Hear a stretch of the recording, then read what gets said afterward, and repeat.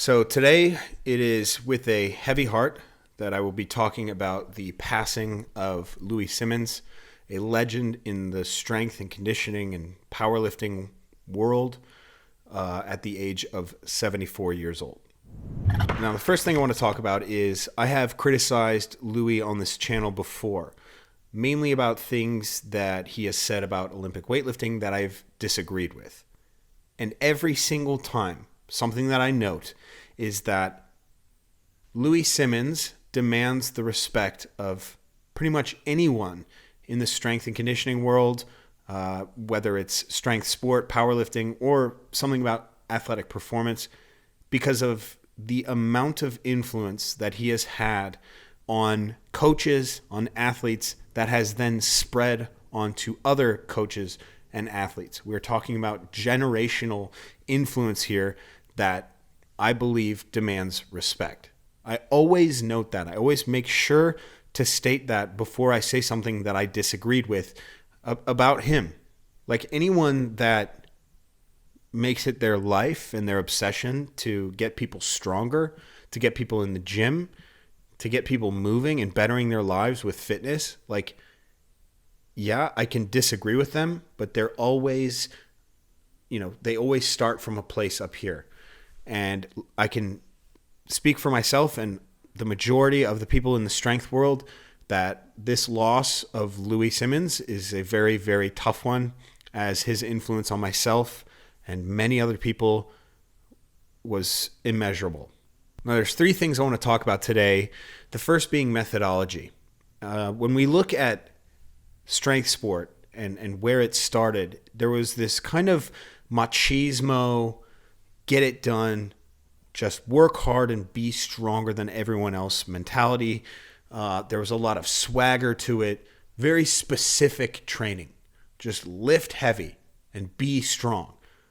And that's very important to think about. That style of training, that mentality is very important, because on the flip side, if you are too regimented on your program, if you're too regimented on what your coach says and all of these things, you aren't focused on the task at hand. At the end of the day, you are lifting the barbell, not your coach, not your program, and not your methodology.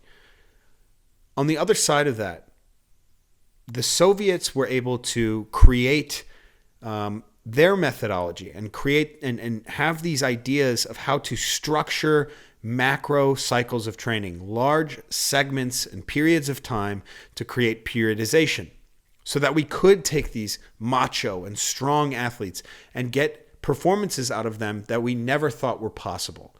Now, Louie was able to take these things after they were translated and bring them to the masses. I won't say that he is the father of bringing this stuff to the masses, but he made them very prevalent because of his influence on powerlifting.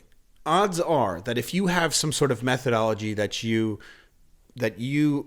ascribe to, it came somewhere from Louie Simmons, whether it's directly from your coach or your coach's coach, or even some aspects pulled from the internet, wherever it may be. There's high odds that Louie Simmons was involved in its prevalence on the internet or, just in the general discourse. Again, it doesn't mean that he invented it. He just spoke about these things with such passion. Beyond that, I think the next thing I want to talk about is creating the environment. Now, this is something that is incredibly thankless, and I love thinking about this. And Louie Simmons did this because he was obsessed with it. Not obsessed with it in a bad way, but because he just loved it. All of this stuff stems from joy. There's nothing else that Louie Simmons could have been doing in his life besides lifting for himself and then training others to the best that they possibly could be. Louie Simmons wanted to create a room that did that. And that is the goal in the back of a lot of strength and conditioning coaches and strength sports coaches' minds, is to create the best possible room with the highest performance possible and allow for their methodology to help create that. And it's thankless because none of that screams business. None of that screams profitable business. I can tell you right now, of all of the weightlifting coaches that want to do that, they know that they're going to be in the red, but there's nothing they would rather do. You look at the guys at Westside Barbell, none of them had money. They were sleeping out of their cars. They were doing whatever it takes to be in that room, thanks to Louie Simmons. That's such an admirable thing. It's just like, this is what we are. This is who we are. This is what we're doing. And in the face of everything else that's happening in the world, this is our world. That's why it was such a goddamn amazing documentary that they put on Netflix. As flawed as each one of those individuals was, as screwed up as their lives were outside of it, Louie kept pushing on, kept pushing forward. And for someone in my position specifically, like, I cannot begin to tell you how much I admire that.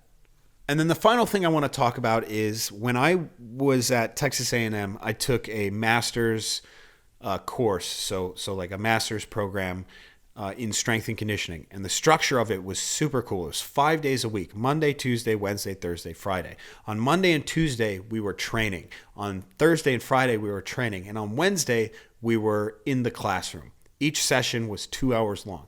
And when I say we were training, we were warming up, and we were going hard, training like athletes, looking for maximum effort, repetition effort, and dynamic effort in some form of the manner.